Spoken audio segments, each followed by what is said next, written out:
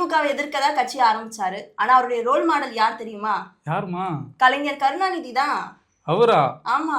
எப்படி சொல்ற? நம்ம எல்லாரும் அரசியல் தலைவர்கள் பேட்டி கொடுத்து பார்த்திருப்போம். ஒரு நெறியாளர் போய் பேட்டி எடுத்து நாங்க இவங்களை பேட்டி எடுத்தோம்னு ஒரு காணொலி வாயிலா பார்ப்போம். ஆனா தாவேகா தலைவர் விஜய் விஷயத்துல எல்லாமே புதுசாதான் இருக்கும். என்டிடிவியை சேர்ந்த நெறியாளர்கள் வந்து விஜய பேட்டி எடுக்கிறதுக்காக அவரோட இடத்துக்கே போய் பேட்டி எடுத்திருக்காங்க. இல்ல அது நானும் கேள்விப்பட்டேன். பேட்டி எடுத்தவங்களை பேட்டி எடுத்து போடுற ஒரே இது இப்பதான் கேள்விப்படுறேன். அதாவது விஜய வந்து என்டிடிவி நிருபர் வந்து பேட்டி எடுத்திருக்காங்க. பேட்டி அவர் என்ன பேசியிருக்காருங்கிறதெல்லாம் சரி பேட்டி எடுத்திருக்காரு போல, அந்த வீடியோக்குள்ள டைட்டில் தமிழ் எல்லாம் போட்டிருப்பாங்க. உள்ளார போய் பார்த்தா அது விஜய் பேசியிருப்பாரு, இல்லை விஜய் பேசின பார்த்துருப்பான்னு பார்த்தா அந்த பேட்டி எடுத்து அவரோட பேட்டி எடுத்து போடுறாங்க. அதாவது விஜய் என்ன பேசினாரு அப்படிங்கிறத ஒரு நிருபர் தான் சொல்லி நமக்கு தெரிய வருது. நான்லாம் விஜய் பேட்டி கொடுத்துட்டாருன்னு சொன்ன உடனே போன்ல எல்லா இடத்துலயும் சர்ச் பண்றேன், எங்க கொடுத்துருக்காரு, எந்த டிவி கொடுத்துருக்காருன்ட்டு.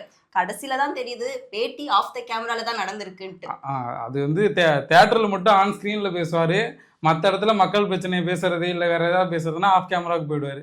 எத்தனை சக்திகள் எத்தனை பேர் வந்தாலும் திமுகவை வீழ்த்துறதுக்கு மாபெரும் மக்கள் சக்தியான நம்மளால் மட்டும்தான் முடியும்.